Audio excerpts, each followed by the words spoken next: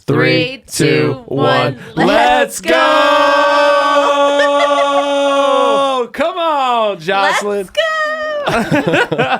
I'm the host of the Permian Basin Experience podcast, Troy Tittlemeyer, and I'm joined by none other than Skips, the man, the co-host. Dude. What's up, dude? Crazy show today. Dude, that was an awesome show, man. Reality. Yeah. On top of that, we have obviously someone much more prettier than P-Dog. P-Dog. We've upgraded. We've upgraded the team. We've upgraded the team. Thank you. What'd Best you stills. think? It was your first show. What was your first? Okay, it was pretty cool. Watching my dad, my husband, and of course Skips. It was pretty fun. I usually just get the feedback when Troy gets home, and it's kind of just like, yeah, it was a great show, blah, blah. It was awesome. Is that how I am? Well, if you know Troy, you know how hyper and how much energy he has. So, yes, it was a great show, babe. And I'm like, oh, yeah, I can imagine, right? But I never really actually, thought to, be here and experience. It was pretty cool. It's something different, something different, yeah. You were blowing up the Instagrams. Oh, yeah, I was on Instagram Live. Yeah. You got a bunch of viewers or no? I got about 1,000. Okay, yeah, that's a decent amount. Yeah. I don't even have 1,000. No, I got 20 views or something like that. That's plenty. Yeah. That's plenty. It's way more than the 3 we typically get. Right. Which is And I'm Day usually and one of ourselves. them. Yeah, you, Day, and... But yeah, some UTBB folks. Maybe Ronco. He chimes in every now and then. Dude, the show. All right, so tonight's show was the Papa Joe. The Papa Joe. 24 years experience of drilling and helping operators drill vertical wells and horizontal wells, and a ton of unconventional. From 2010 to it sound about 2015, the crash, that was like 4 a month. 4 horizontals a month for almost 5 straight years. 7 days. 7 days they can spud the TD in 7 days. They're rig up to rig down. 7 days. Wow. Insane. It's almost, I can't even fathom that right now. It's so fast, and how much metal is moving, steel, and everything involved in that is insane to think about. But yeah, Papa Joe's show was great, man. And one, we got the fundamentals of drilling and the operations, right? We broke down. Extremely educational, right? Because, as geoscientists, we go to the rig, but at the end of the day, we're looking at things. We're like, oh, that kind of looks important, but we're really not sure at the end of the day. It's like we're going to go hang out with the mud loggers, we're going to catch cuttings, we're going to figure out what's actually happening here. Yeah. But system looks good, guys. Yeah, it's like it's running, right? But actually breaking it down and seeing the importance of every single component on the rig. Yeah. You know? And I didn't know the teams are really close knit. Like I didn't know when we sign up for that drilling rig and that operation, that's when everybody comes together, and it's like it's almost a family, like Papa Joe says in the show. Like you learn to love these guys. You're in it. Those other 4 or 5, depending on the size of that group that you're with. Right. You know? Maybe Yeah, the it's their family. They're together for different. 14 days, and they're just 12-hour shifts together. They sleep not together, right? But they say in bunk beds and stuff. They bring out the barbecue pit when you got a wireline run or something. You get a chill They're for a getting little core bit. today. Yeah, we're out. To get some Bud Lights.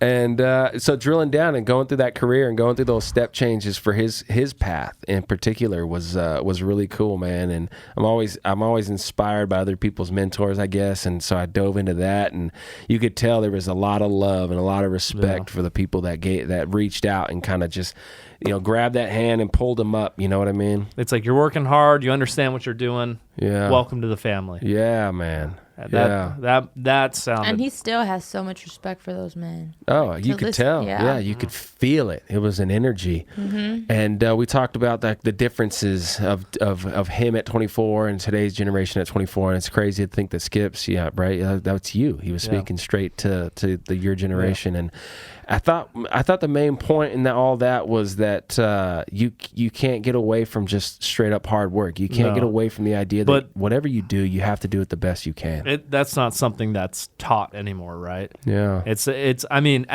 back in the day, it was something that was expected of you. Right. Right. Now it's like, oh, well, I worked 7 days. Can I like go home one and then I can come back? Or, there's always trying to find a loophole. It's like, no, get your freaking ass to the rig. You signed up for this. Do your job. Yeah. Yeah. That's exactly right, dude. There's an interesting thing. He learned that idea by physically doing it and experiencing it and getting through it, and it's created one of the best drillers in our industry, right? 24 years of experience of just knowing every ins and outs. Yeah, every piece of that rig, any rig that basically comes to location, just from Kelly to top drive, just breaking it down and all the components that go along with it. Yeah, how crazy it is to go lateral and try to keep that wellbore in zone when we have these cartoon drawings, because with the data that we're given, that's the best we can do. We build schematics of what we think the subsurface looks like and what that reservoir should look like as we go lateral. We put these structure maps and maybe throw a seismic backdrop in there. Absolutely, and just we try to use the attributes from that. And just kind of drill through, but at the end of the day, is that really what's happening in reality? Right. On the rig? Right. And if it's not, you got to be on top of that. You got to really understand. You got to be listening to the drill bit to get a better idea of what's going on in your reservoir. If you are a geoscientist and you're trying to drill these unconventional plays, the geosteering, mud logging, and geoscientists that put this plan together should be completely intertwined and in each other's ears and alive and listening to that reservoir as they're drilling through it. Because like Papa Joe said, the rock's talking to you. Yeah. The rock's talking to you. Are you listening? Man, so that was, I thought at the end of it all was just such a real show to me. It was just, I felt like I was out on the drilling rig floor with Papa Joe at some points in that show, and it just felt, it brought me back to what we do, dude. Like the physical job at the end of the day is putting a wellbore in the ground and trying to get hydrocarbon out of this thing to provide efficient energy to the world. And that process is very intense and very difficult. And you have someone like Papa Joe that's so dedicated to putting those logistics together and making sure that wellbore is going to be put away as successfully, safely, right? And then for us, we put those completions away and we bring that hydrocarbon back. And Papa Joe's on his next rig. We're still dealing with that. We're trying to think of the best way to go about this well that we just drilled. Yeah. Or not because honestly, we did shit.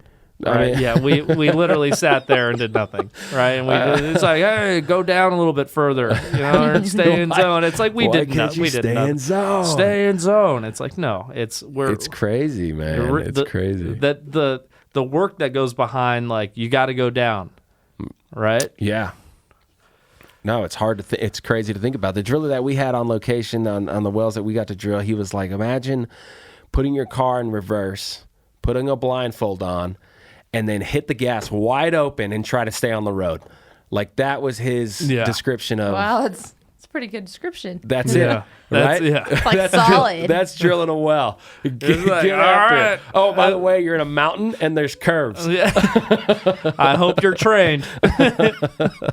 It's incredible. You got to use all your senses. You got to use all your senses. So anyway, man. And men don't have that many. Hey, you're saying women need to get in the drilling world. Oh, yeah. I respect it, and I say absolutely. You know how intense our sixth sense is. Yeah, you got that extra sense. Oh, yeah. I'm an advocate for that. Absolutely, 100%. 100%. So yeah, the whole show, the conception of the show, the whole being of the show, I felt like was motivational in the sense that it put us all back. I felt like for a moment it put us all back in the industry, from service side of drilling wells to everything in between, to a geoscientist that's putting these ideas together. It felt like we were united when we were speaking on just how real and difficult the problem is of integrating all this stuff and putting a wellbore in the ground and getting hydrocarbon back, making more money than we spend, creating more energy for the world. Like, we're united, and it starts from the drill bit at the drilling at the KB to the geoscientist sitting in the room. I thought that the show really wrapped that up, man. It was definitely probably one of the most memorable shows that we had. For sure, for me. My dad said to say his famous quote goes something like, "With money in your pocket, you can't celebrate birthdays, holidays, any of that important stuff." He's saying, so like they miss all these holidays, but they have money in the pocket, so they'll just come back and just celebrate. Yeah. You know, he's able to do that. Yeah. Okay. Yeah. All right. Yeah. Christmas is on the 25th, but for Papa Joe, sometimes it's the 27th. Yeah. And for the whole family. Of March. Of March. Hey, I'm not going to make Christmas this year, but half Christmas is going to be. And my dad he was gone like most of Christmas. Even he's always been gone for Christmas and Thanksgiving. And I remember when we were younger, we'd go spend Christmas with him, but we'd be like at a hotel or something. And he'd be working but yeah, we've been on site with him just like when they're like drilling. Yeah. We're probably not supposed to, right? But we've seen it happen. And I mean, it's what I've seen my whole life. And yeah, you grew up with it. He kind of like. Half the month he was gone. Every month. Half the year, babe. Half the year. He works 14, and it's. Yeah, he inspired me to be. I mean, at first I started my degree as a petroleum geologist.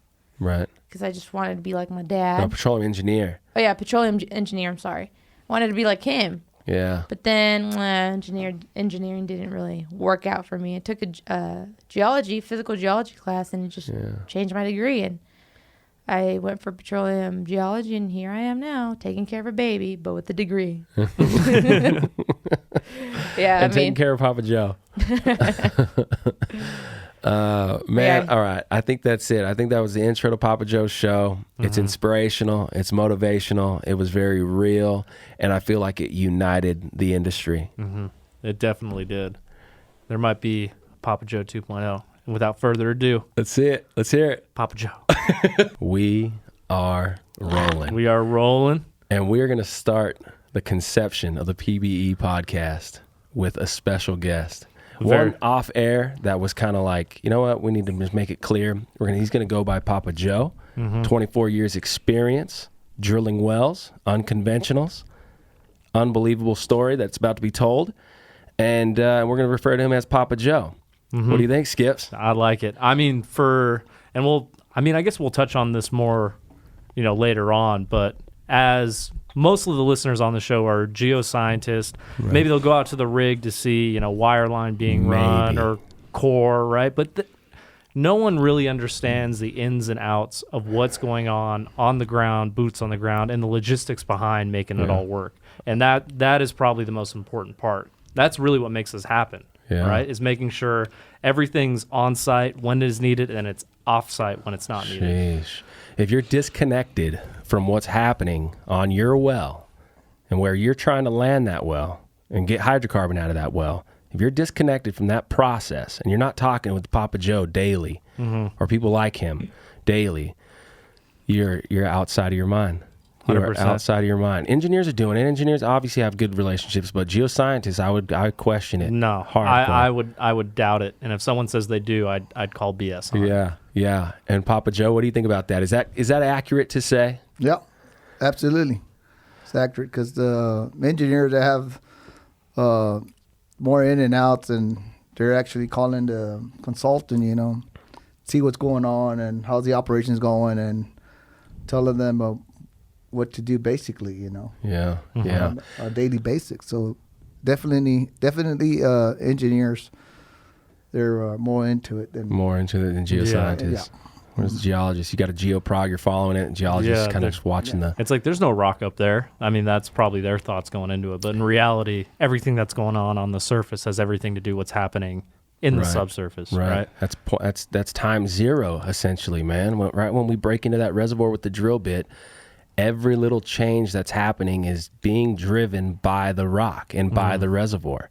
Everything, pressure differences, mud loss, all that stuff means something, and it's all coming directly from this formation, 200 million year old formation that's never been touched before. And now we're drilling into this thing and depressurizing, causing all these problems. And then Papa Joe's up at the top going, all right, we just lost pressure. We got weight off it. All these things are happening, and it's coming from the reservoir. I mean, that's the story. That's God telling us what's going on in this reservoir right at the drill bit.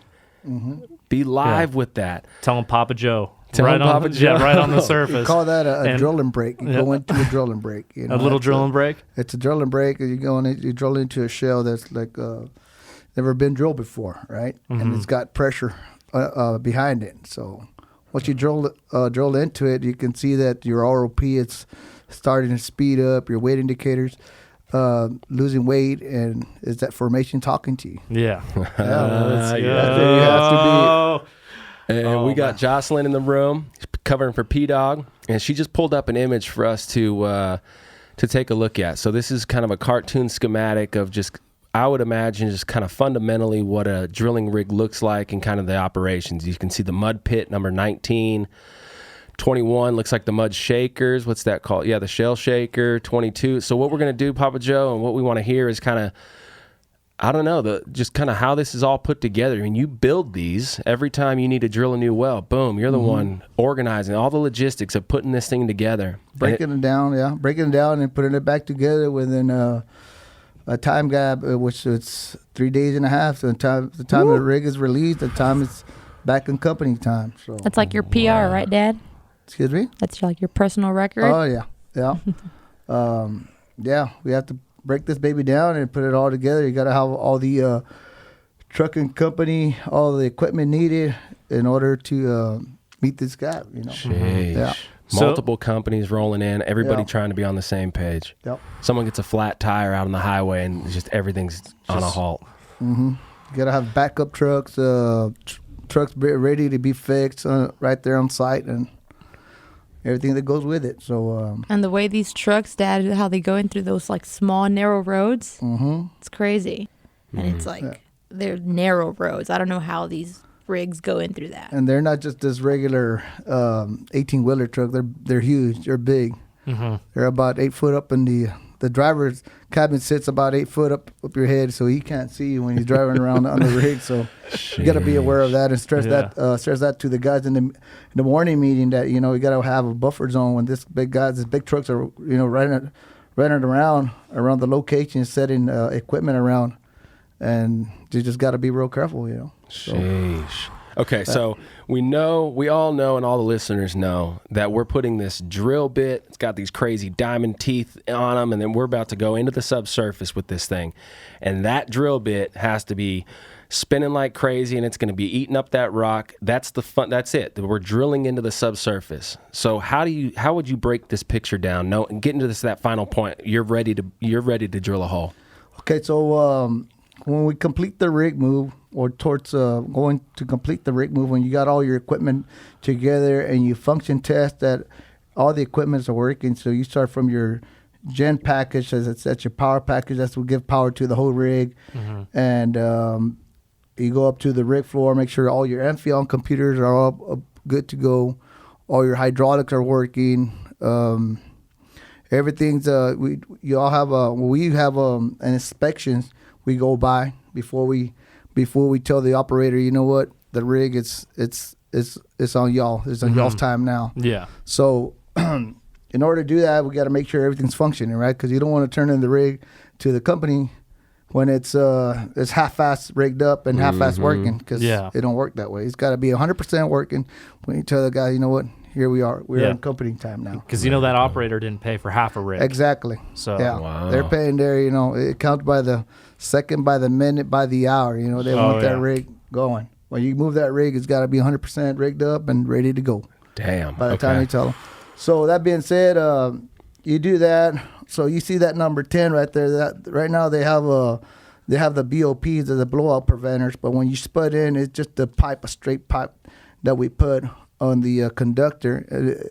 It's a riser basically, and then a flow line that comes back to the shaker, which is number 21, right? Okay, yeah. So that we do that. By that time, we're already in company time, and then by that time we're doing all that stuff. The guys are getting all the bits, the stabilizers, the mud motors, which is called the BA shade bottom hole assembly. They're getting it ready, strapped and ready to go. They put it over here where you see that number 23, that's your V-door. Over here to this side, there should be some pipe racks. That's where you have all your pipe set, right? So behind your BHA goes your pipe, right? Yep. While we're rigging this up, you can have the other guys be setting everything up, so when it comes time, everything's there. You don't wait another hour or two. So when you're blowing and going and that ROP gets going, right, and you're starting to go through formations quick, you're ready to go. 200 feet an hour. Yeah. What's the fastest you've ever had an ROP? Well, it can go. I mean, it all depends where you're drilling at, right? South Texas, you got the Eagle Ford. You're drilling 300 foot an hour. 300 feet an hour. Yeah, it's that baby's going. You're making connections like crazy. Right? That's a massive amount of rock being cut in an hour. So before we do that, you make up the BHA and all that stuff. You make the bit, BHA, and then you tag bottom, which is the conductors only drill like about 100 feet. Yep. So you make up your BHA, which actually is going to be like 100 feet of a BHA. You got your bit, your stabilizer, button motor, Monels, MWD tools, and all that stuff. So basically, you build all that stuff and you start drilling. Yeah, you start making hole. Yep. But when you start drilling, you want to start with a slow RPM, slow ROP, and a slow pump rate, because y'all shallow on the surface. If you put those pumps to it, if you kick that pump on the ash, and you start drilling real fast, so what you do, you're gonna wash out that surface, right? Yeah. So you just want to contain it. You get about 300 feet. Once you drill 300 feet, you're just gradually picking it up. Once you're 1,000 feet, you can kick that baby in the ass and open it up, because you want to drill that surface hole, which is from 100 feet to 1,000 feet. To 3,000 feet. You want to kick that baby. You want to get it drilled as fast as you can. Fast and as clean as possible. As clean as possible, safe as possible. You want to drill that baby within 18 hours. You want to be turning around and be running casing, right? Damn, surface casing. Yeah, surface casing. Yeah. So you want to actually have a goal. Start drilling surface. 24 hours, you're nippling up. Start drilling intermediate. 3,000 all the way to wherever you're at.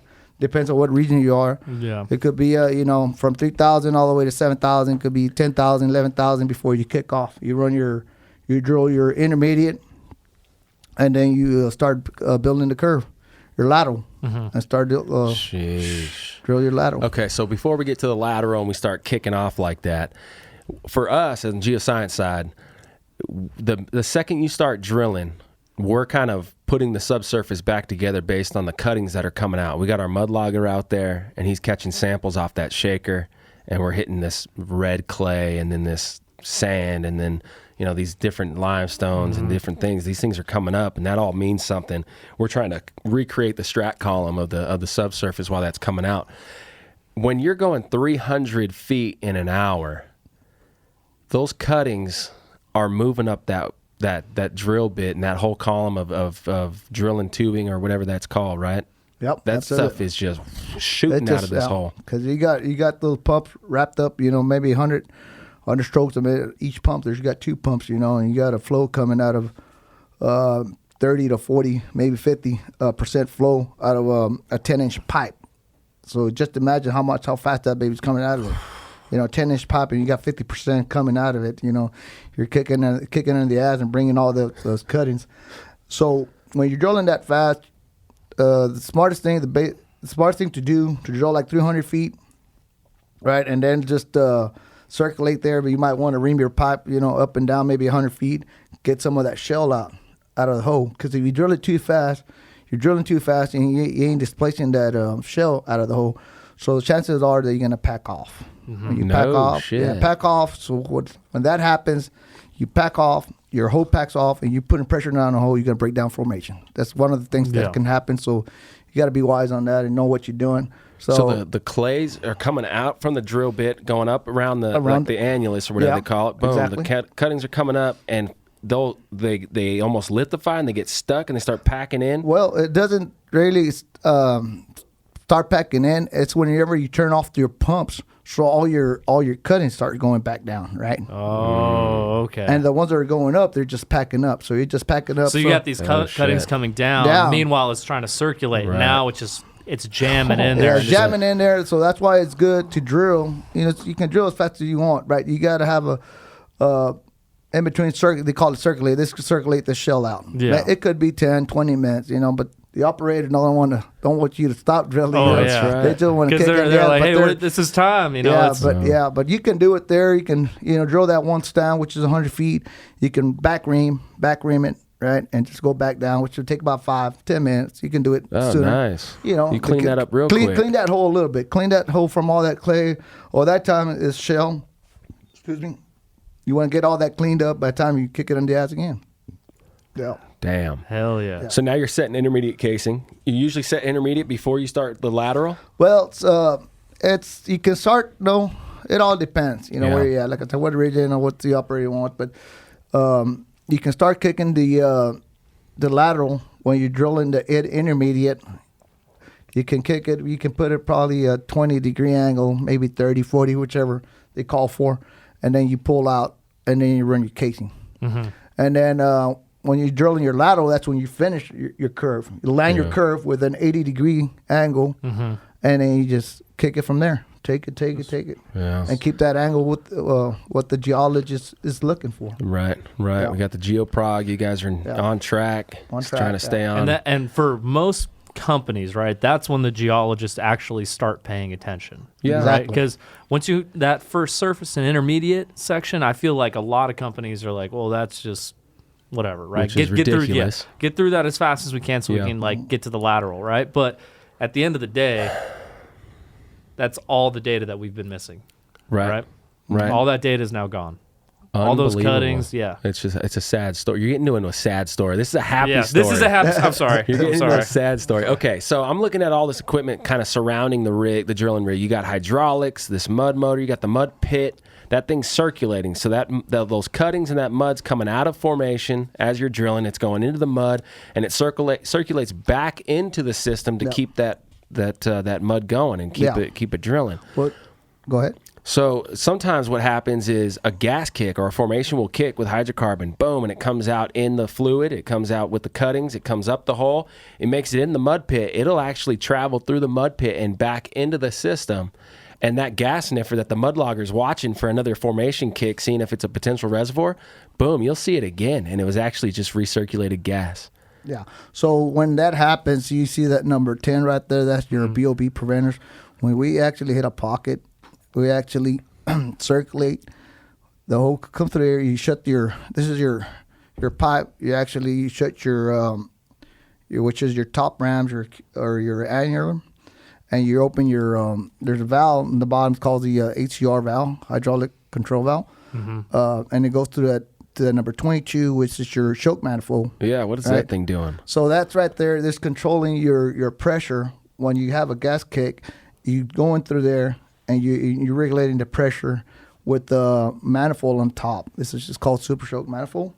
Okay. And what you're doing, basically, you're just controlling the pressure because you don't want to isolate all that pressure and close it all at once because you're going to blow the formation out, right? You want to consistently circulate that bubble out so you can keep on going.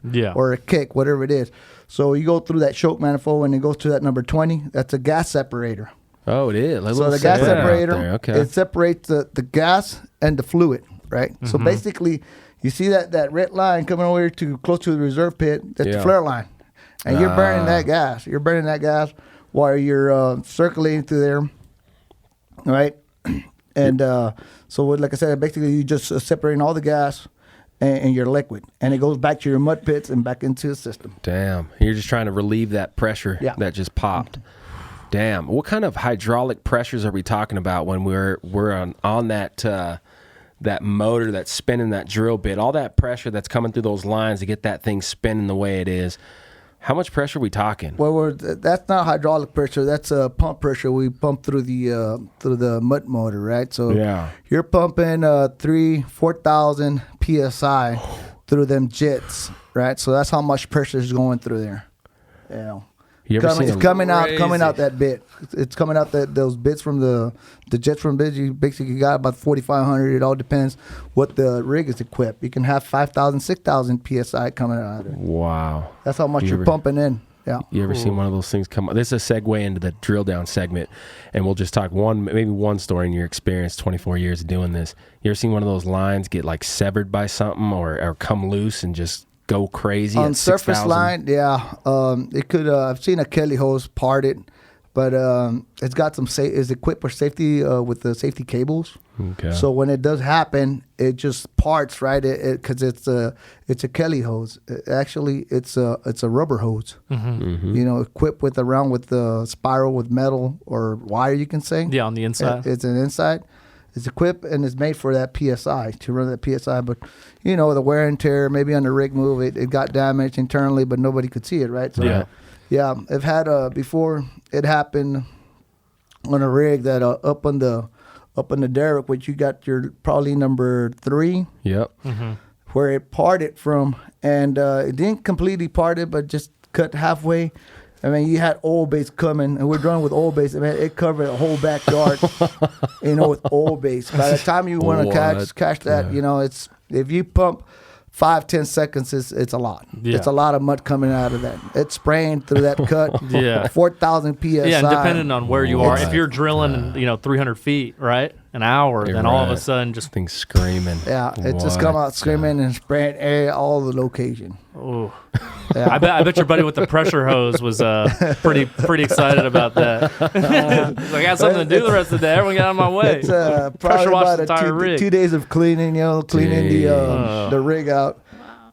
Yeah, getting some roustabouts involved. A third party come and help us out because we got a well to drill, right? So Yeah.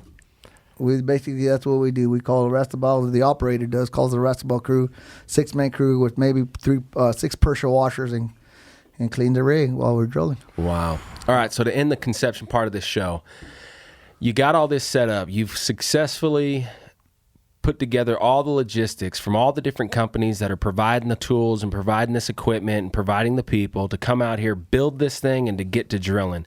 And now Papa Joe is in charge of this crew.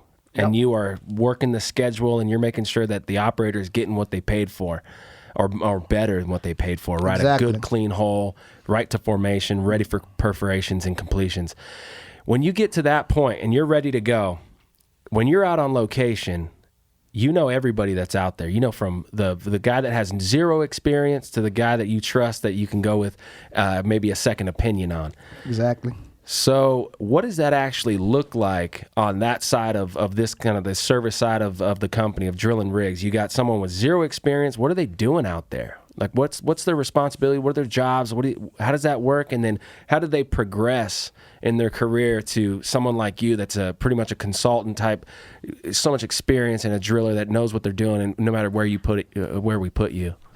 Well, to be honest with you, when you got a 0 experience hand, you just show up to a rig, it's just a red flag for everybody, because he's a liability and everyone just knows. Oh man, and I'm the one in charge to make sure he's everybody's keeping him safe, and it's just a liability, and it's just it's hard to keep have one of them guys to come in 0 experience and to move on up. It's just stressful. It's a stressful job to have those guys to come in. I mean, that's what you did. That's what you did. Yeah, I started back in '97. So I started as a pit hand, and I'm pretty sure I was a pain in the butt with the guys that I was working with too, because it was a new hand. I never seen a drilling rig before in my life, and I didn't know what the pumps were. I didn't 0. Wow. Okay, so meanwhile, you can break this down in every piece and every part that goes into every one of those numbers, and that's in his sleep. Right. Okay, so you got a pit hand. The pit hand's doing what exactly? So the pit hands, you see in that drawing. So he's on those pits, which is number 21, 18, or 17, 18, and 21, right? So basically his job is weighing the mud coming out of the shaker to make sure that mud it's kept at the weight that we want it, because the formation pressure might be greater than what our pressure is pushing it down, which will be a mud weight of a 10-pound mud weight, right? So his job is to weigh that mud coming out and going in to make sure we're keeping it the same weight all the way around. Yeah. Right? Oh wow. And check the viscosity too, right? Check the viscosity, and he will call it out on the phone and the mic, and keeping everybody aware that letting everybody know that the mud is still what we want it, what we wanted it for it to be. Because if it's lighter and we do hit a formation, and it's got pressure coming out of it, and it's gonna blow blow all that mud out. So it's an important job. Everybody's job there is important. Right. But you got to make sure that that one hand, he knows, what he's doing, what his job is, what's his job title. And as someone who's drilled so many wells in South Texas and the Permian, you have a general understanding, when we get to about this depth, we're going to hit a zone that's going to be overpressured. Exactly. And so is that kind of where you get kind of worried for one of those new guys on the rig? Well prepared. By that time, say like 7,000 feet, we're going to hit this zone. So by that time, we already at weight to the mud, right? Mm-hmm. So we're ready. Yeah. We hit that formation that we want to get in. We're ready. We have that mud weight. But, it's a concern that making sure that he's doing his job. Yeah. And the derrick man is doing his job, putting the weight to it. Make sure we got that weight by the time we get there, right? Mm-hmm. Okay. So you got a pit hand? Yeah. And then from there, it goes to a floor hand. Okay. The floor hands, the floor hands are the ones that are working up there on the rig floor, making up the pipes, making up the connections, tying the connections, and keeping the floor clean, basically. Keeping the floor clean. Keep it clean as possible. But that's their job, pick up pipe, make connections, and here we go drilling. So you got you got basically two guys around the Kelly bushing. Yeah, those are the two floor hands. Okay, and then you got somebody up in the nest feeding the pipe. Yeah, that's a derrick hand. That's when we got all that pipe racked up. So like we already drilled a well, right? Yeah. And so there's multiple wells in a pad. So what we do, we pull out all that pipe, right, and we rack it up in the derrick. So we'll be ready to prepare for the other well when we walk to it, right? Mm-hmm. So if that's the case, the derrick man has to go up there and get the pipe and latch it onto the elevator where the block is going up, right? He latches onto it, and there's two guys on the bottom holding the bottom end of the pipe. They'll hold it together, put it on the stump, make it up with the iron roughneck, and the driller is the one in the cabin, with all the controls. You got about maybe I'll say 4 to 5 monitors he's got to be watching, and it's all about pushing buttons, making a connection, and then turning on the pumps and opening valves before turning on pumps and stuff like that. Damn. So on the rig floor, we have a driller, the derrick man is up on top, and 2 floor hands, right? Okay. And there's a motorman too, which is basically he's the one that's making sure all the gen package, everything's running good. Okay. The motors ain't heating up. We got the supplies. Making inventories, all the supplies that we need, and keeping everything going for the rig. He's a run man. We call him the run man because he's the one that's doing all this stuff, bringing pipe to the pipe racks, filling up the pipes with pipe racks so we can keep on picking up pipes when we're drilling a new well.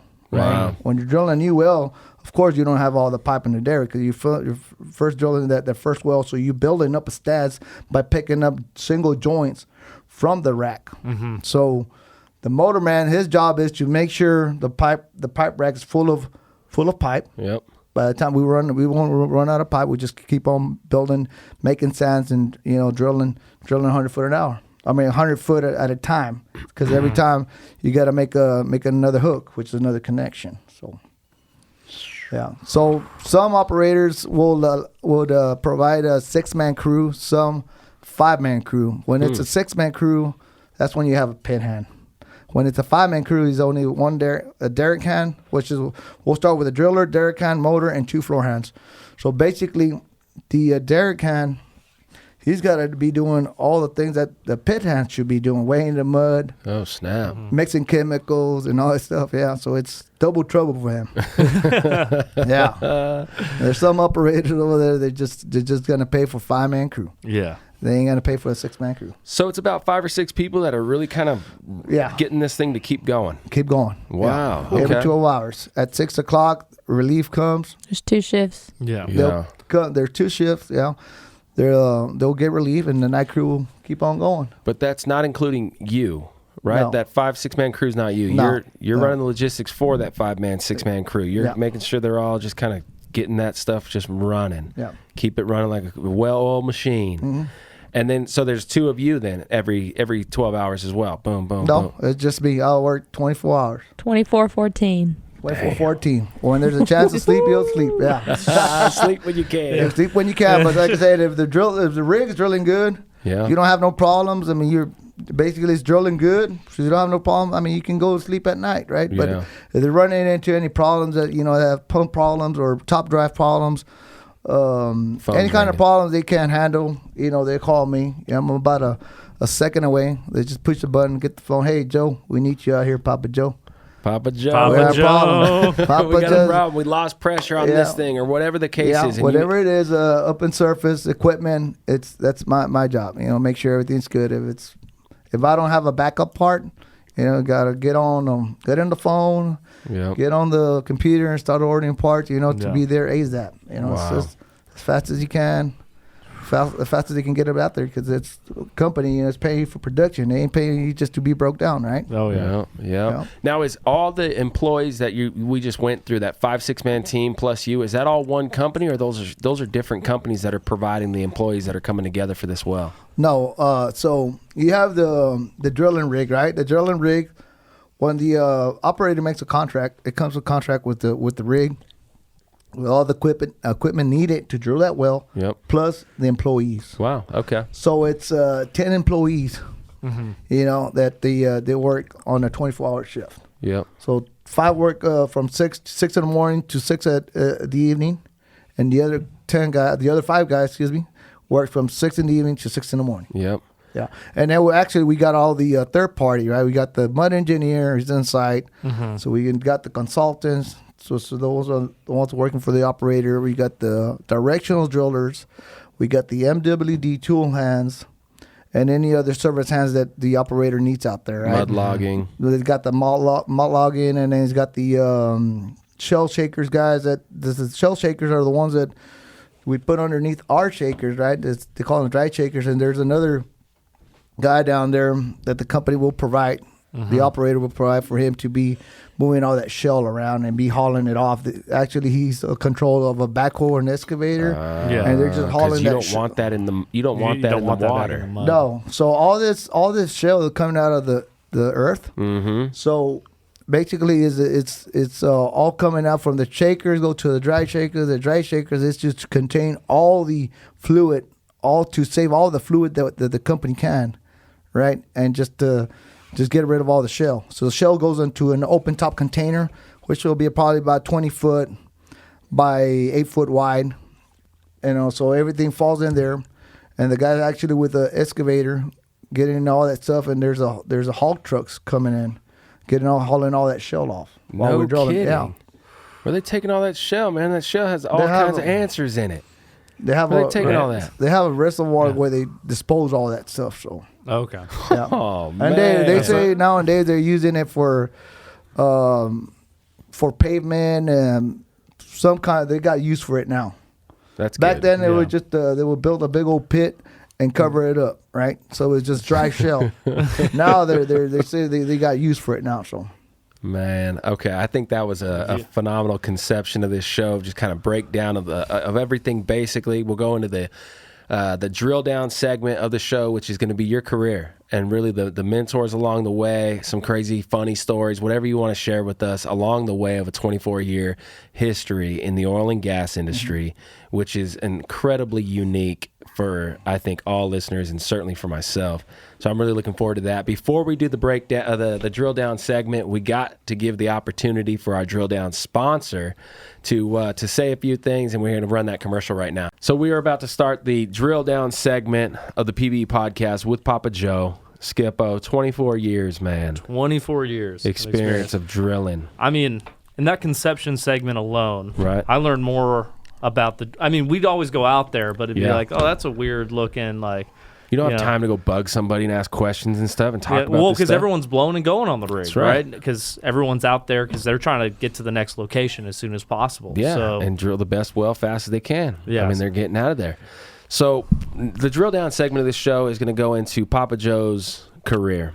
You're going to start us off with that you were a pit hand. Yep. Boom. And now you're sitting here consultant, you're the man out on location. Bottom line. That's the bottom line. Oh, yeah. And that was 24 years of 12 to 14 days on, 12, 14 days off. Boom, 24 years of that straight. It started with 7 and 7, and then it moved up to 14 and 14, and 21, 21. So, damn. 21, 21? 21 days on the field, 21 days at home. You didn't last that long for the 21. It was like about 2 years, I think. 2 years. Wow. Yeah, okay, so take us back to 1997. So Your age. So 1997, man, it was a good year. Still remember, I told one of my best friends that we graduated both from high school, and his daddy was a driller, right? Mm-hmm. So, I told him, hey, so his daddy gave him a job, and I told him, hey, you know what? He was making all that money. I said, hey, how can I get in there? He said, well, I just got to tell my daddy. I said, well, tell your daddy. A year went by, and then January the 1st, 1997, I had a phone call at 8 o'clock in the morning. I was drunk as hell. Yeah, because we partied. Yes, sir. We partied. Welcome to 1997. We partied. We partied at. Welcome to 97. Right. So he called me and said, "Hey, it's me, so and so. Do you want a job?" I said, "Yeah, I want a job." I said, "Okay. In 3 days, I want to see you here on location and be ready to work." I said, "Shit, January 3rd. I'll be good by then. Yeah. I'll be sober by then." But anyways, I got a full day and a half to get this hangover to go away. I got there, and then I talked to the rig manager. I told him, you know what, I'm here. This man just called me. He called me a couple of days ago. I want a job. I'm here to work. He said, you want to work? I said, yeah, I want to work. So I said, okay. So he sent me to the clinic to go do, back then the physical, it was just a piss test, Passed the piss test with flying colors. Anyway, came back, that took about an hour or two. It wasn't that far from town. Came back and I started as a pit hand. So I started working my 12-hour shift, right? So balancing the mud. Yeah, checking the mud, and man, I was lost, man. I was all kinds of noises, those engines, those 3512 engines that are huge. They're the size of a car, and they're rapping, hollering, and you could hear that diesel engine, Yeah. pumps, pumping Non-stop. real hard, and, putting all that pressure down the hole. So, started as a pin hand, and I had a good mentors when I started. I started with good people. Did you work with your friend's dad? No, yeah, actually, he was the a guy driller. on Yeah, location. he was. And what about your buddy? Was he But also no, working? by that time he had another job. They offered him another job, so he was not there at the time when I got there. I guess he went to trucking business or something. Hopefully it wasn't for him. So yeah, so I started with that crew. It was a bunch of good guys, older guys. They used to call me the kid. Because I was 21 years old, and all of them there were over 40, 35 and over. Yeah. So started with them, I started with good people, like I said, hardworking guys, and I moved on up, moved up and up from a pin hand. You got to follow them stages, you got to be a pin hand, floor hand, motor hand, derrick hand, driller. Okay. So I skipped all floor hands and motor hands, and I went from a pin hand to derrick hand. Okay. And within 9 months. With 9 month experience, I was like, man, and back then it was a killie rig. It was not a top drive. Yeah. Back then it was hard to pull them 8-inch drill collars and stuff like that. So damn, I want to know the difference between that, but it probably goes. Well, this is so the video. Perfect. Play This the is a video. good transition. This is the Kelly rig. Baby. All right, so we're watching this video. That thing's twisting. This he's hugging a hose line. What do we got, Papa Joe? What right are we there, looking at? That's the Kelly hose right there. You got 35 psi running through. You got fluid running through there, and it's 35 psi. That's what the guy's hugging right there. 3,500 psi. Yeah. So there, that's just a floor hand. He's just acting just hanging cool, out, acting cool instead of being there with the scrubbing instead of he's just there. But anyway, it would have been my hand right now. He would have been scrubbing at this time. Yeah, he would have been sitting cool. He would have been sitting at home cool, but not there. Anyway, that's your Kelly coming up. And you got your floor hand right there. You're seeing there's one floor hand right there with grabbing the tongs, and the other one's grabbing the those are drill pipe slips. That's hold the drill pipe and holds them in the rotor, holds it in place so you can make a connection. Okay. Right. Keeps it from spinning. We'll keep it from falling back in the hole, right? Because right there you see how he sets it right there. That's not allowed no more right there. Yeah, he said his foot right there because sometimes it will slip and it'll get him in between. It'll crush his foot crush his leg. Yeah. But what he did right now, he closed the Kelly cock valve. That's what you call that, and keeps it from fluid falling down while he makes a connection. Or else if he doesn't close it, he's gonna get all wet with that water-based button, right? And you said this well was here in West Texas? Yeah, those good guys are here. Those one of the wells drilling in here in West Texas. So right there, see how he put his tongs on top to hold them. To hold it back up, and that's the spinning chain. That's the spinning up the pipe. Spinning up the pipe, and then he's going to put the other tongs on bottom so he can make a connection. You put about, it's 5,000 pounds. Torque. Yeah, pounds per torque. That you put, it's got to meet up to those. And then just. Yeah. Wow. Look at that. He's spinning that chain. What's that? What's he doing with that chain? It's just spinning up the whatever was left right there, and then the driller he already made it. He already tightened up the connection so fast you couldn't even tell. So he's gonna pick up the Kelly, all right. He's gonna open that valve first. That's real important. If you don't open that valve, and you kick those pumps in the ass. You got 3,000 psi going through it right now, and it's gonna blow that Kelly hose because that Kelly hose is only rated for 7,000. Working pressure, but the pumps is gonna kick it. If you don't know it, it's gonna give you more than 7,000 psi. It's gonna give you about 10,000 all at once, and that's how you can bust them. That guy's good with the chain. Yeah, that guy wraps the chain back around. That chain there is just to spin the pipe. Look, the driller's got the controls. You see, he's got a bind on it. That shit is not allowed no more. We don't have that. That's how fingers are getting lost. Yeah, they were, So like you see them guys without safety glasses, they just don't give a shit. They're just getting their work or done. their coveralls. Coveralls, short sleeve shirts, and wow. Yeah. So he's making connections. He's gonna come down, put his Kelly butchins. He will. Hi. And he's got to drill another 30 feet. Damn. 30 feet. At that time, there was 30 feet at a time. Again. 30 feet. You're going.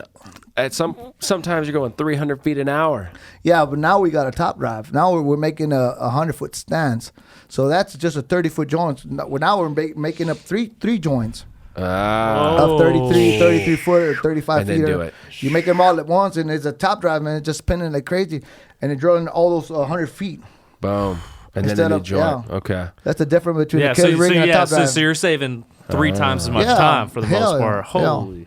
Yeah. Easy. And then now we have the pipe racked on the derrick. Yeah. That's even faster. Cause you see that video of all the pipe falling down from one of the rigs? Yeah. You saw that? Yeah, there's multiple. They said it was wind is why they did it. They just dropped all the pipe. There must have been 100 pipe stood up, and they said the reason was because it was real windy and they were worried about the rig like breaking or falling or something. Can you find that video? It was I think it was not actually a drilling rig, but it was a workover rig. What was it? Is that what it was? It's just a workover rig. The pipe it's a 2 7/8, so it's a lot flexible than a 5-inch drill pipe, right? Drill pipe blowout or what? No, just a drill pipe falling off from derrick. Yeah. But anyways, I move on up from pit to derrick to driller, rig manager. I was also an intern superintendent. I did it for a couple of months, maybe 9 months, and that's it right there. That first that's a pain on the ass. Pipe falls to ground. Yeah, that's it. So right there, it's just a workover rig right there. Oh, it is. Okay. You see all them cables, those workover rigs, they have those cables to have that rig stable. Wow. Yeah. So but that pipe, it's like spaghetti because it's 2 7/8. It's real flexible. Oh, okay. Yeah. It's not a 5-inch drill pipe. 5-inch drill pipe is more stout. So. Damn. Yeah. But that right there, you see how it's a workover rig. It's rigged up on a truck. Yeah. Mm-hmm. That's a mobile. You can just let these videos roll. All right, and we'll just have them in the background. Okay, so you got your pit hand. 9 months later, you skipped derrick hand. I skipped floor hands and motors, and I went up to the derrick. And the reason I did that because nobody in the crew wanted to work derricks, because that's one of the dangerous. So that's one of the jobs where you're slanging the chain and all that. Well, the derrick man is up there. He's, and he's the one in the feet high. Yeah, 100 feet high, and nobody wants to get a derrick job because if you have a blowout, right? Mm-hmm. You have a blowout. If you can't control that, the first person is gonna get hurt. Is the derrick on one top? You got to be fast, quick, and train, and get off that Geronimo. There is a Geronimo. They call it a Geronimo, where you get on it and it's just a line. Go straight to a cement block. Remember that thing out at our location? Exactly. Yep. Like, what do you do? That thing it's going in straight into a big ass cement block. What you So do? it's like an adult zip line with Yeah, no an adult safety. zip line, like like I won't say Batman. like an adult. I'll say like an Asian, like way back in the days. Back in the days, zip line. But it's you control it. You control it when you get on it, right? It's got a brake to it. It's got a handle. Okay, so you can Oh, slow it okay, down. so there's a Okay. tool up there with you to help you. It's like basically like it's a T bar. So you sit on it and you hold that bar close to you, and you have a handle on top, and you just give it. You release the And, brake yeah. and go. So you go, and then once you hit your bottom, you're breaking it down. I gotcha, So I I did ask gotcha. that question to one of my mentors. I told, hey, I've never done this before. So when do you get on it? I told him when you have a blowout. I told him I'm gonna come down the stairways with the ladder. He said no. He said when your life is threatened, believe me, you're gonna go on that. You ain't gotta think about it twice. You're gonna jump on that baby. You're gonna get on there. And you're gonna get down there safe. Son of a gun. You ever do it? Yeah, did you ever do like a practice run? Or? I never. They didn't allow it for you at the time, so you could practice on it. But I never got a chance to ride on it. Okay. But It's a good thing. that it worked. Yeah. It worked. Because it's there for a reason, and it saved lives before. So Wow. yeah. Damn. All right. So you're working the derrick for how long? I was about to ask him. I worked derricks close to 10 years. They offered me a drilling job when I was 5 years into the career, but they wanted for me to go to another rig, to go drill another rig, because my driller didn't want to leave. Of course, we all were like family, so I was going to ask that, yeah, because if it's all you're all part of the same company, you're all part of the operators that really like the crew. Exactly. So you guys really are every 12 days, 14 days, whatever that rotation. It's usually the same guys. You're a well-oiled machine at that point. Yeah, we knew each other. Like we knew like if you had a problem or something was not right with the crew, that's how we got to know each other. Because basically, if you look at it, we were families. Because half of the year of that year, which it was, we spent half of the year with our family, and this guys were our family. So they offered me the job and say, hey, you know what? So they sent me a well control, passed the well control class, and they say, hey, you know what? This rig needs a driller. I said, no. I turned it down.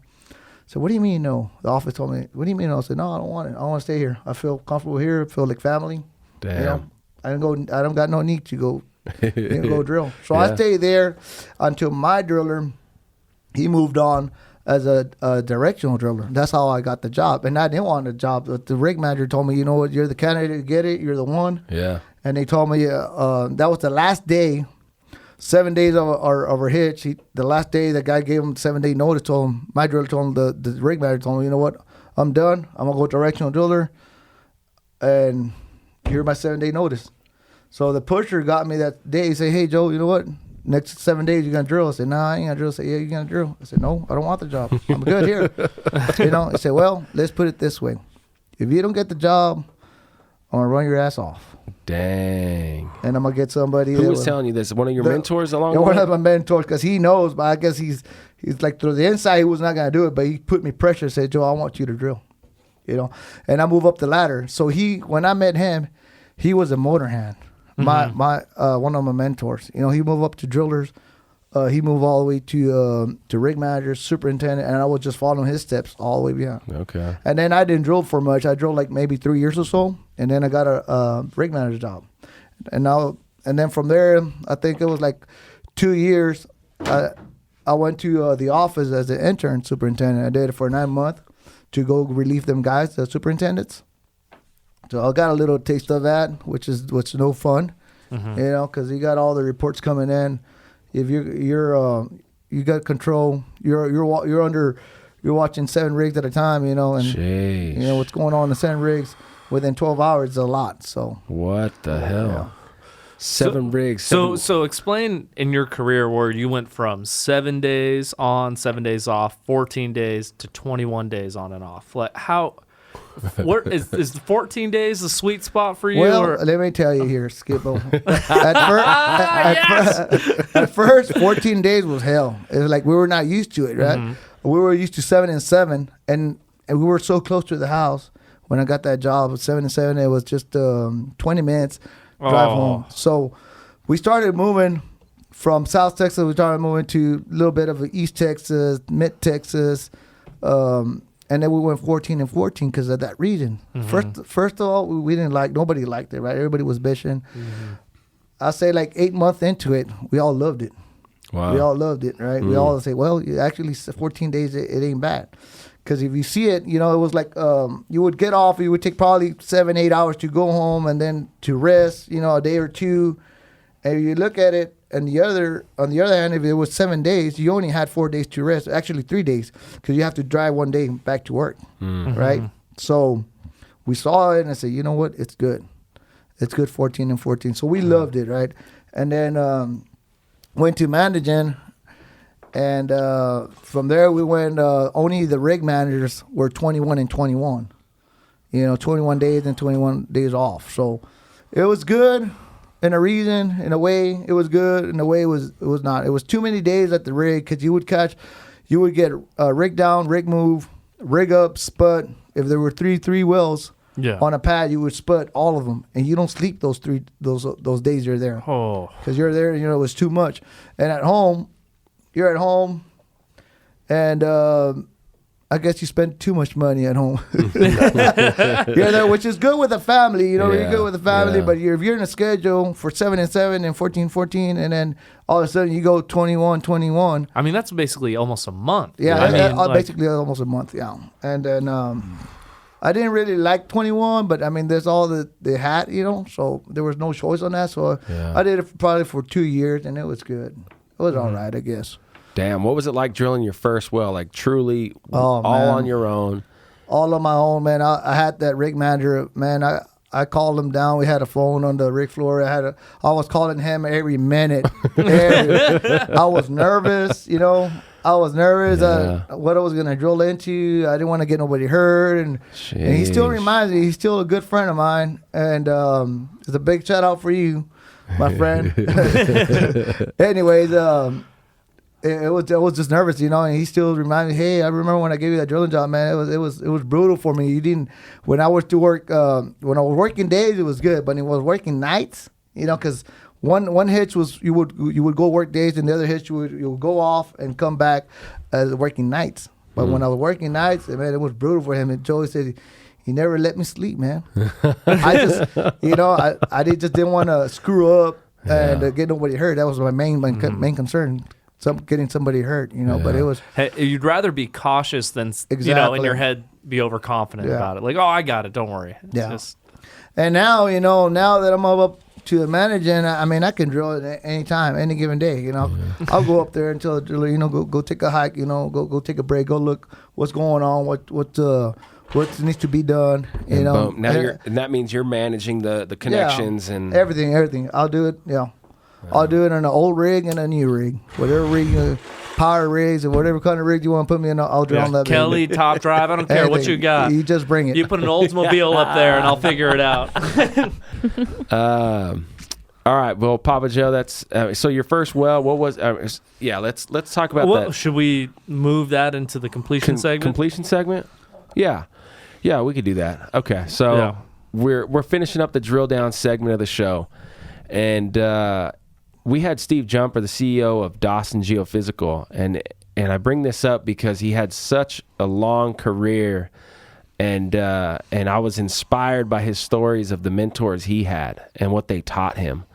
So can you finish the drill down segment maybe with what was it about these guys? What did they do for when you think about them and you really think about them, you get chills, I would assume. I mean, I do when I think about the mentors in my life and how just impactful they were. And I just drive forward with all that. And I assume you do too. Yeah, absolutely, man. I will, it's, like I said, I started with these guys. They were older guys and they were all just hard labor working guys. They were all positive, good people all around them. And they showed me the ropes, right? So they showed me the ropes through my years, and they showed me how everything was, put together, how everything would go, and what was right and what was wrong, and the good thing about it, that none of those guys that the roughnecks, I call them roughnecks, so that's where we were back then. They never wanted the drilling job, So they never wanted the drilling job. They never wanted to move up because they liked where they were. Yeah. So that was another opportunity that I got because those guys had been there maybe 10 years before I got there on that rig. Mm-hmm. So when that drilling opportunity came, they offered them, but nobody wanted it. Nobody wanted it, not because they were stupid or nothing. They were just comfortable. They were comfortable. They were smart individuals, Mm-hmm. smart, hardworking individuals. They didn't do stupid shit, and that was one of the things how I got my drilling job, because of them.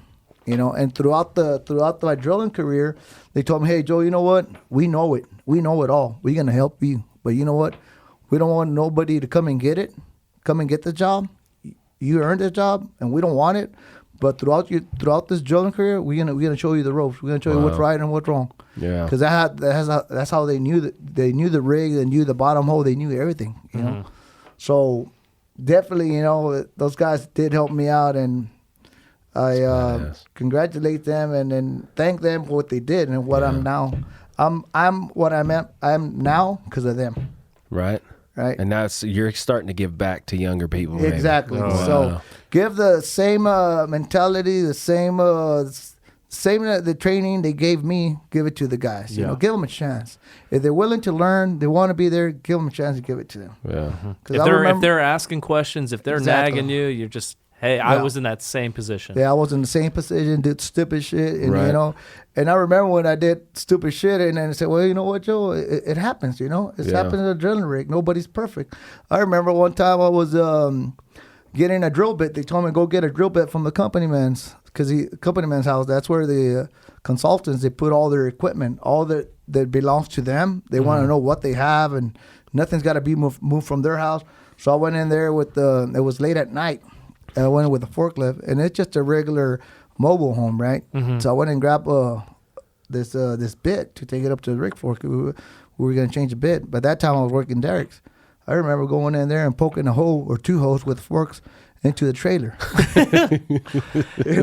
You say, hey, I heard you wanted some extra ventilation. The like, AC was busted. So I just backed out, picked up the bid. I was waiting for that company man to come out and raise hell. Yeah. So he didn't come out. I took up the bid up there, and my best friend, Big Dog, I told him, hey, you know what? I pulled him up outside. Hey, this is what I did. He said, and then what happened? The company woke up and said, no. He said, hey, don't worry, little Big Dog. It'll be all right. He said, it never happened. I know you didn't do it intentionally, but he said, don't worry about it. They'll get it fixed. They'll get a new one tomorrow. Man, yeah, they'll bring out a new trailer, man. That's awesome. Yeah, but the way this guy's trained me to move up, and the way where I'm at, the position I'm at, man, they did a good job. And the good thing I broke up with them guys. They're one of the best out in the oil field back in the days. Wow. Yeah. Wow. What an end to the drill down segment, man. And that is. Can't even imagine. 24 years. I mean, the work you put in, it's just incredible. You raised an amazing family. And it's awesome. Mm-hmm. It's really, really cool. All right, so let's jump into the conception part of the show. Come on, please. Gosh dang, I keep doing that. You're 0 for 3 right now, man. Wait a minute, I didn't do it on Aaron's show. Oh, you didn't? Yeah, all right. 1 for 4. 1 for 4. Betting 250. So we're going to go into the completion segment of this show with you, Papa Joe. And to do that properly, we're going to give it a minute for a sponsor to have their time, and we're going to give a shout out for our completion sponsor of the show. So let's now move right into the completion part of this show, Papa Joe. Okay. This is it. Permian Basin Experience Podcast with Papa Joe. We are going to complete this show, and let's start it off with the idea of how many wells, and just truly the experience. I'm trying to get like a number, trying to quantify. You already qualified, but quantify this experience with, is it 1,000 wells you think you've sat on? Over 20 years. I could say, man, over thousands of wells that we that have been how can I say that word, that have been around and drilled. I can say it's hard to keep track of all them wells, but it's been thousands of wells. Just to have a number to go by, when they discovered the Eagle Ford shell, we started drilling. They started drilling them from 100 feet to 12,000 feet, 13,000 feet. They started 20 days. By the time we were maybe 2 years into it, It didn't took long, maybe a year or two.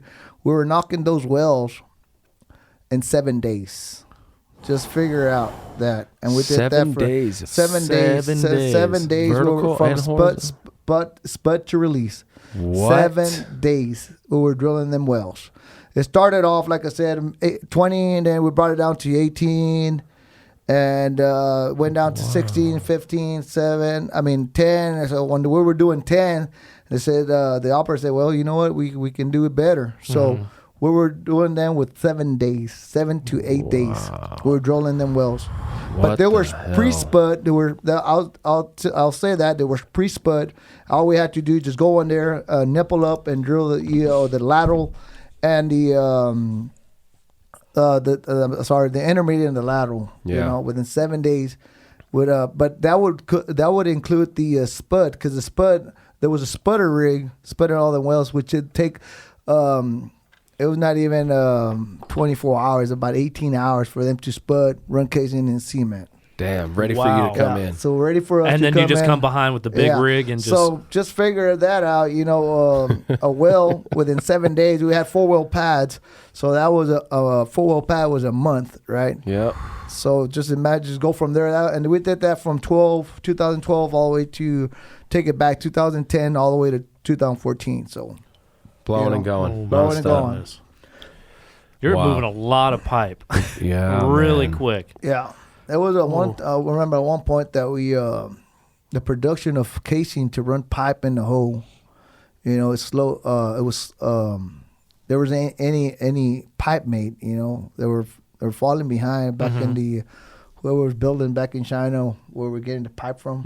They were falling behind. So all the wells that we were drilling. And they couldn't keep up. They couldn't keep up. Yeah, so that's how fast we were doing them. I could imagine, right? Because when in 2 years you're going from 20 days to now 7 days, that demand is going to be like exponentially growing, right? Yeah. There's no way they're going to be able to keep up. And with we're that. not the only ones. You had other companies out there doing the same thing. But you guys were the best, right? Oh yeah. So all the time.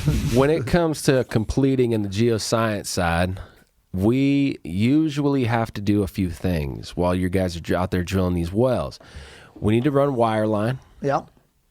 We need to make sure that wireline is ran correctly, which is usually slowly, and a few passes. We got to go from TD to surface casing or whatever it is. Exactly.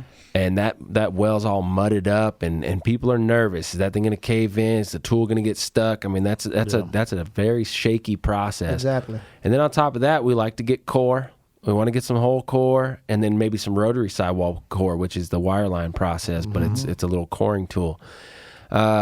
Is that just a major pain in the ass for drillers? Like when your crew's just waiting, right? Schlumberger comes out and it's like a 2-day. Actually, no. Actually, when we used to do that a lot back in South Texas, they used to go in there and run they call it wire logs, and they used to do the coring. So when they would do the coring, everybody was like, all the crew, because they didn't do nothing just but maintenance, right? Yeah. Maintenance on a rig.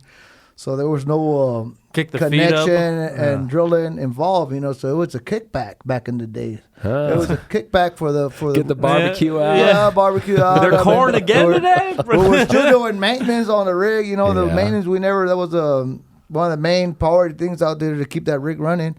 But another one, they would say we were going to do a 4-day log because we have to get cores. So within that being said, everybody would look at each other. They knew there was going to be a tripping involved. They have to do a wiper trip.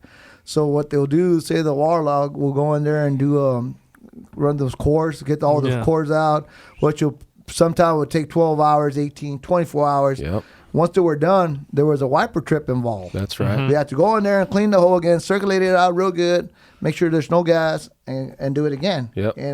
But you would say, well, we gonna get either half of the trip or we're gonna get the full trip, and there was odds right there that what shift was gonna get the trip, right? Yeah. You're starting to calculate. Yeah, they were calculating, like gambling. It was like, this guy will get the trip, we gonna get to log, and it happened like that. Say like the day shift, they would trip. It could have been 12, maybe 18-hour trip, and circulate and all 18 hours, and then the night crew would come and and log the rest of their night. Yeah. Okay, so while you were talking, and I was thinking about more of the geoscience side and the disconnect that I have even personally with this whole thing. I've only drilled 3 horizontal wells in my career, so it's not. I don't have a ton of experience with this, but I do know that when we evaluate the subsurface, say it's 10,000 feet in the subsurface, that's a 100-story building below us, right? It's so far away, it's ridiculous. Just that we talk about it so casually. At 10,000 feet, we are looking for, or we usually have identified something that's probably about 10 to 20 feet in thickness that looks like it's going to be a really good reservoir. We have all this data back from that little hole, right, the vertical section, and we ran our logs, and we make our decisions off all that stuff. And we see that's where we want to land. And then we start making some major assumptions for you guys, and we say, all right, if we go lateral and we want to go 5,000 feet or 7,000 feet lateral in that reservoir, that's a 20-foot window tops. We want that to be perfectly landed, straight as you can get, and we have to stay in this very delicate zone. Tight. You call it that, tight. It's tight. So what's the reality of that drill bit? So, well, I'm going to tell you, I'm going to start with the reality of the drill bit. That baby's drilling, right? But the reality, I'm going to tell you right now. I'm going to play it and simple tell you. The reality is it's an argument between the operator, the directional driller, the engineer, and the main one is the geologist. And let me tell you why. Because if you got a 20-foot window and you're way up there, you're going to get out that zone. And this baby is drilling. We're drilling ahead. Maybe when we're that lateral, you're drilling about 100 foot an hour, maybe 150, and you want to complete that well. And the geologists are seeing this parameters. They're seeing everything. Say, hey, you know what? You up too high. You gotta go back down. Back down. So that's when the director drillers got to go up there and be up there. Try to put to drop it down. Could be maybe an hour or two of their time, right? Yeah. And this engineer wants to, hey, let's go kick it. What's taking you so long? And they said, well, the freaking geologist just called us. He wants to keep it right in the middle. Yeah, that's and right. To keep it in the middle is hard, right? Because once you're drilling, that baby, is turning. That bit's turning. I would say maybe 200 RPMs on the bottom, and if it's want to go up or want to go down, right? So that's what director. It's going to take whatever it wants to. It's going to take either to the side or to his other side, and that's when it's really pain in the ass when they went up too much and they didn't get a survey just in time that it went up too high. Yep. They have to drop it down maybe a couple of degrees, 7 degrees down, and you call that a dog leg. That's right. So, man, it's just it's a drama at the rig when we say us managers and the operators say, you know what, we're gonna TD this well at this day at this time because we know. But when this well is not going as planned, it's kicking off, like you said, on the lateral. This only happens on the lateral. Right. Because you want to keep that baby right in the zone, right in the middle. You don't want to go too low or too high. Right. So, man, it's just a drama with, like I said, with the directionals, the operator, us, which is what the hell? We got all this schedule and time and we're falling behind. And they'll say, you know what? Call the geologists. The geologists are the ones that say so at the end of the day. Those are the ones. Because if they don't get what they want, the guys that they got to answer to is their boss. What happened here? Yeah. Well, they can't say, well, the directional driller didn't do it this or the operator. No. You're the one. You telling me, you know what? I want to drop this baby back down. Yeah. Back at 7 degrees, and let's keep it right there, 7 degrees. If it goes back up, I want it back now. Yeah. So it takes a lot of time to do that. I was shocked when we drilled those wells. I was shocked, man. It was constant fight. It was either we didn't have a, what do they call it, rotary steerable? Yeah, rotary steerable. It's cost too much money. I'll throw you a number, maybe $100,000 a day to keep it down there. Yeah. And that's to have full control of kind of where that bit's going. Yeah. So we didn't have that. All we could do was rotate and slide, right? Slide goes up and down, and rotate makes you go left or right. Yeah. So this thing, literally, we were just chasing it, and I was up as much as the geosteer or anybody else, the mud loggers. I was just watching this thing, and it was either we were going down or up to tag back into the geoprog where we wanted to be, or we were going left and right of it. And we would tag it, and then boom, we started, we got to get down. And That's we would when you tag call it, slide. and then we'd have to get up. Yeah. And we would tag it, and then all of a sudden we're to the left. We got to get right. You got to rotate it. Yeah. It was crazy following that drill bit. Yeah.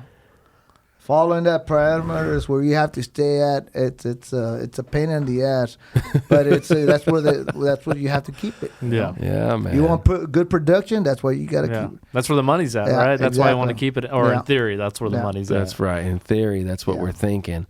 But it's out on the field. It's a drama going on the rig floor. Rig managers, operator, consultants, they're up there raising hell.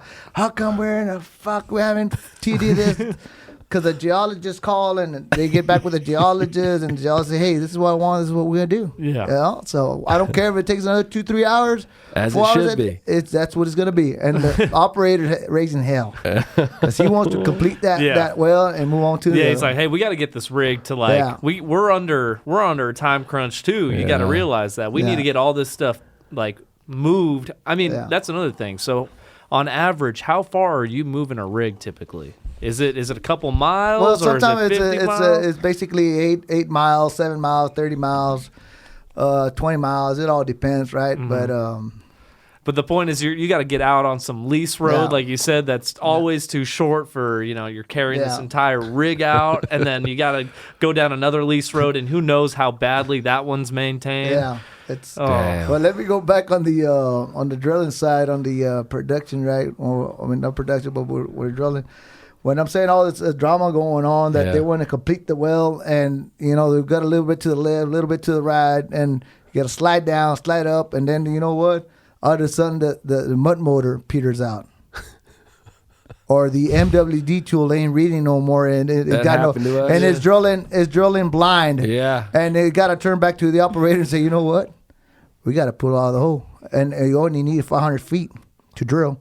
We got to put out of the hole and change this tool. Oh my! That's when the drama comes in. That's a 24-hour round trip. Yeah, dude. That's when everybody's like, man, pointing fingers and cussing at everybody. And everybody blames the geologist. And the geologist sitting wherever he's sitting at and say, hey, it's got to be done. That's true. That's right. Wait a minute. My perfectly drawn geoprog is not perfectly drawn anymore. What'd you guys do? I need to be 100%. You guys got to pull out and go back in. Got to pull out and get that tool fixed, whatever it is, get it fixed and go back in. Yeah. And that's if we had this well TD on midweek, so now it backed up one day, Mm-hmm. So that one day turns out to 2 days, 3 days, and who knows? Because there's been times that they say it ain't drilling no more. Let's pull out of the hole. We don't got the pressure.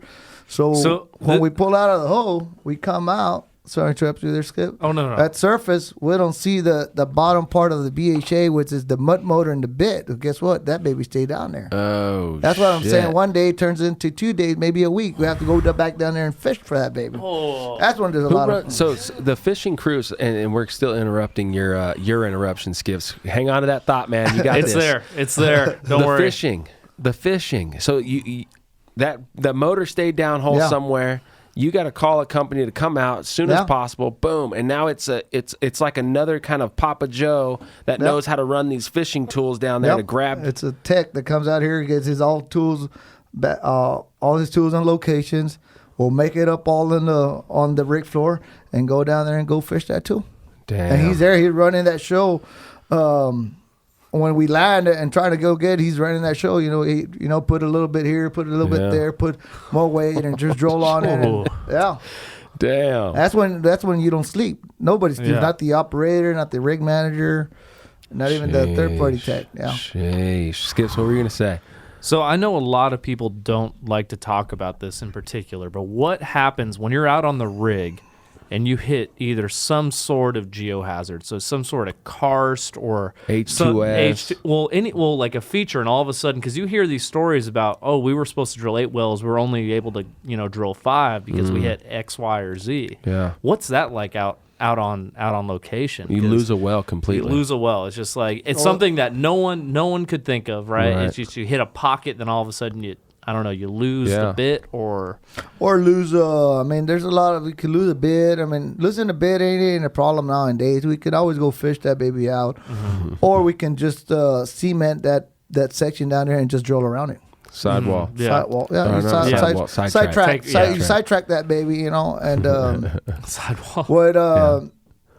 When you lose a well, it's the only way you lose a well is when there's a dry well. Mm-hmm. You drill that baby, spend a lot of money, and there's nothing out of it. There's no production. Yeah. And it could be that this well, it happens when this well here, it's 20 foot apart, and this one ain't got no production. Mm-hmm. And everybody say, how can it be possible? How's that possible? Yeah. How is possible? How is possible that this well here, it had so much gas, and this well didn't have no gas, and we had a blowout? Yeah. It's Mother Nature. You don't know what the hell's going on. We're figuring it out. We're figuring it out. Mother Nature is a tricky beast. Yeah. And we are figuring it out. But you're right. Mother Nature pulled a trick there. Yeah. I mean, they could say, why we drilled 20 wells like this, but that one right there is kicking your butt because you say, well, we've done it 20 wells and we've done it like this. It's worked every time. And that's how rigs have got burned. We got burned to the ground because they say, well, you know what? We drilled so many wells, and we're gonna walk this to the next well, which is 20 foot, 30 foot apart. While we're walking, we can go ahead and do the rest of nippling down on this rig, not nippling down, but cap the well, right? While you're walking the rig, well, this well was different out of all those 20. Yeah. So you already walked the rig, and all your BOP preventers are on the other well. So that's how this baby comes, and it's free to the world. Yeah. And it happens. I mean, it happens. Yeah. It makes sense. Okay, so let's end this. Let's end the show with what I think is probably the most important, and it's the difference between Papa Joe's generation at 24 years old or whatever it was in '97, and the generation of today, because you lived it. Yeah. You grew up in a different time. There were different rules. There were different. It was different. Yeah. And today it's different, right? It's evolution. It's a thing. We grow through it. But to you, the major differences, maybe major concerns. What's the new generation like of pit hands and derrick hands? And I will say something, and that'll answer your question. Soft. They're soft. Their hands are Charmin. soft. They're Charmin. Charmin soft. Well, Charmin soft. Well, the thing is, guys, back in the days, oil field was like a military. You're going out there there was no papa, there was no mama involved, there was nobody out there. Either you're gonna get it or you're not gonna get it. Yeah. They said there's 2 kinks in the oil field, and I learned it moving up the ranks. It says there's 2 kinks. Can y'all figure out what are the kinks in the oil field? 2 kinks. Can you figure that out? What is it? No, can't do it. I don't know. Can't get it, can't stay. Can't get it, can't stay. Can't get it, can't stay. Right? That's easy enough. So back in the day, like I said, man, it was way different. Safety was there, but it was not as nowadays. Yeah. Nowadays, it's safety for everything. Right? We didn't have no safety meetings. We talked about the relief. You know what? We're pulling out of the hole for this reason. Blah blah blah. Some roughnecks didn't use a hard hat. Some roughnecks didn't use safety glasses. Yeah. So like in that video, the first video. They were watching that video, and it was tough. Back in the days, the guys, it was tough, and I would say it's weird, and I don't know why, but back in the days, the roughnecks they were allowed to take their beers, a cooler, and drink while they were at work. But they were responsible. That's right. They were responsible, man. They knew they had to work. They knew they had to work safe because they had to support their family. Right. So to answer your question, nowadays, we have all the safeties in place, which is a good thing for all this new generation coming in, because they need it. Yeah. They need this education. They need all the safety supplies, all the safety rules, all the safety things that we had out there, they need it. Yeah. But they don't. The new generation now, it's all about this new technology. You know, they don't have guys that want to go out there and work hard. You know, work hard on the sun. Either it shines, rains, snows, whatever it is, they're not up to it. Back in the generations that I started with, you know, it was there. It wasn't even a thought. You went to work. You went to work, and there was no questions asked. If you would go to work, if you didn't like it, the driller would tell you, you know what, if you don't like the shit, if you don't like to work here, pack your shit and get the fuck out of here. Yeah. Basic, bottom line. Up. And now you can tell the guy. You can't tell the guys that you hurt their feelings. You can hurt their feelings, right? Oh man, what the fuck? Those you can hurt their feelings. Man. They call HR. You know what? This rig manager just told me this and that, and that's the difference. You know, back then they will tell you straight up, hey, you're gonna make it, or you're not. Mm-hmm. We're gonna. Do you either have thick skin and you figure it out, or we're gonna break you, or we're gonna make you, right? Yeah. So. That was back then, and this is now. Yeah, this is now. You can't talk to the guys. You can't cuss at them real bad, or you can't scream at him or nothing. You just got basically babysit the guy. Yeah. So for my generation, the Charmin generation, what is some advice from Papa Joe, from his decades of experience, that you could give someone who wants to come in day one? Something to expect, or something where he could have not a leg up, but just have a better idea. Chance. Yeah, just better chance. Make sure this is what you want. This is what you want. This is what you want in the oil field. You want to go for oil field. Hey, you know what? Let's do it, because I mean anybody can do it. Mm-hmm. But you got to work hard. You're gonna sweat. It's gonna be hard times when you're sick, and like I said, there's no mama and papa there. I mean, you're sick. You're gonna have to tough it out. You got to be tough. And basically, just is that what you want to do for a living? You know, go out there and do it. But if you think you're not fit for this job, don't even try it. You know, because what's hurting now, and this new generation, this Charmin Soft, what's really hurting them is that you got 21-year-old guys, 22, trying to join the oil field. They don't know that you got to be there. You got to work your 14 days or 21 days, whatever it is. And you got loved ones having birthday parties, your mom, your dad, Christmas, New Year's, Father's Day, Mother's Day. Yeah. And they think you can take a day off. You can't. Right. Mm-hmm. You can't take a day off. Either you're going to be there your 14 days or you're not. Yeah. And that's what those guys, they don't get on their head that, you know, that you got to go work out there. Either it's Christmas, whatever holiday it is, you got to be there. Yeah. Mm-hmm. It had to have been so much harder when social media came out. It had to have been so much harder for someone that's kind of new into this thing and saying, all right, I can physically do this. I want to do this.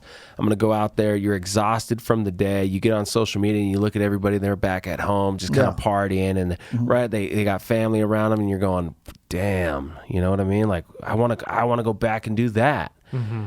But you go back and do that, and you don't have the opportunities like you do in the oil field or with the job that you're doing. So you need to disconnect. Maybe that's the moral of the story. You gotta, if you're gonna go do this for 14 days, disconnect. Disconnect, yeah. Disconnect. Put your head down. I think, coming from someone in my generation, I think that's something that just everyone needs to do, right? And someone needs to take a step away from that, because people not only... They're living fake lives. Well, yeah, everybody's showing what the best thing they got going on. Yeah, so it looks like you're looking at the highlights, right? You're not looking at the reality of the situation, right? And the reality is hard work is what builds a great life. Not exactly right. And guys out there, don't get me wrong. I mean, if you're willing to come, we're out there to help you guys and make a living out of it, because it is. It's got good benefits. You make a good living out of it, but it's got to come out of your heart and say, I want it. Mm-hmm. And it's like I said, we're out there to help you guys out, to make a living out of it and make a career out of it. And you can make it. Yeah. If I could make it when it was bad and it was alsos and elbows and everything around it, you can make it now. Yeah. It's way better nowadays than it was back in the days. Yeah. Mm-hmm. Well, man, Papa Joe, I think you and your kind today is worth their weight in gold to to any operator and anybody that could have someone that has your experience, that grew up in that time. Yeah. And it still appreciates everything and still can give back to the generation, and you can relate and say, I get it. You don't want to be out here and you're struggling, but you're still giving back to them and you're helping them and you're pulling them along and you're teaching them what you were taught.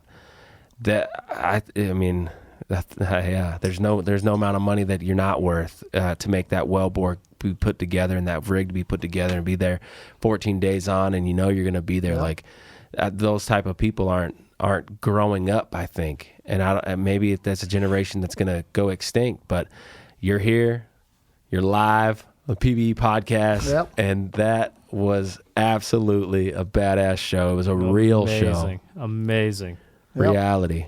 And we can do it again. Hell yeah. We can do it. The guys got out there like, hey, we can do it again. Ask questions, whatever question you want to ask, and I'll be more happy and feed you all the questions answer y'all's questions. It takes you like 6 months to come back to Midland. We're welcome anytime. We'll make it a lot faster than that. Yeah. A live show with Papa Joe. She said 6 months, but I guess when money's involved, it could be like every 14 days. That's what say money. Isn't your granddaughter worth more than money? More than that.